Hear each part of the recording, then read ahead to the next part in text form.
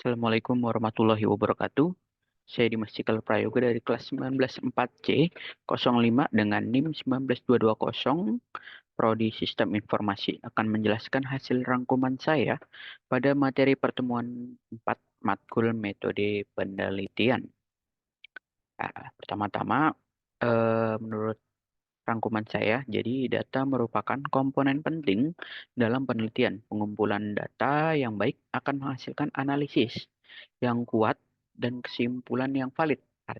Nah, jadi dalam pembahasan ini akan bahas tentang cara-cara mengumpulkan data yang baik dan kesalahan yang sering terjadi dan juga tujuan utama tujuan utamanya. Oke. Pertama, tujuan utama pengumpulan data adalah untuk mendapatkan informasi yang dibutuhkan untuk mencapai tujuan penelitian. Data yang dikumpulkan harus sesuai dengan hipotesis yang diajukan.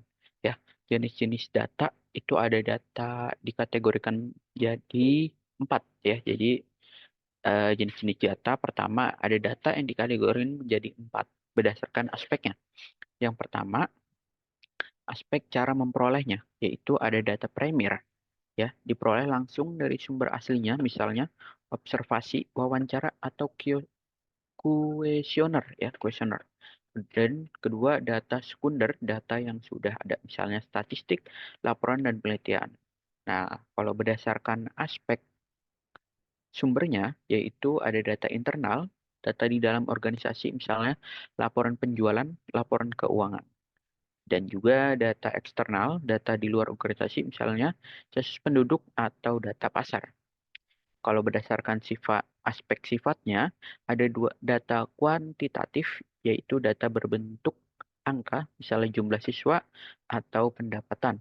Dan juga ada data kualitatif, data berbentuk uraian kata-kata, misalnya pengalaman kerja, deskripsi atau deskripsi suasana. Tuh. Lalu berdasarkan aspek waktu pengumpulannya, ada data cross section. Data dikumpulkan pada suatu waktu tertentu, misalnya survei kepuasan pelanggan, data time series, data dikumpulkan dari waktu ke waktu, misalnya pertumbuhan ekonomi. Tuh. Pentingnya metode pengumpulan data itu peneliti harus menguasai metode pengumpulan data yang tepat untuk menghasilkan penelitian yang berkualitas. Metode yang tepat akan membantu peneliti mendapatkan data yang akurat, relevan, dan sesuai dengan tujuan peneliti.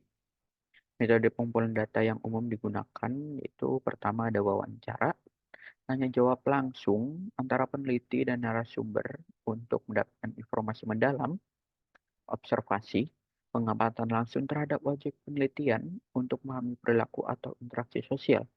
Dan juga ada angket atau kuesioner, pertanyaan tertulis yang dibagikan kepada responden untuk mengumpulkan data dari banyak orang dalam waktu singkat. 4. Ada studi dokumen, analisis dokumen seperti teks, gambar, video, atau rekaman audio untuk menelusuri sejarah, menganalisis kebijakan, atau memahami budaya suatu masyarakat. Penelitian metode yang tepat itu peneliti harus memilih metode berdasarkan tujuan penelitian, jenis data yang dibutuhkan, dan ketersediaan sumber daya. Oke, jadi seperti itu.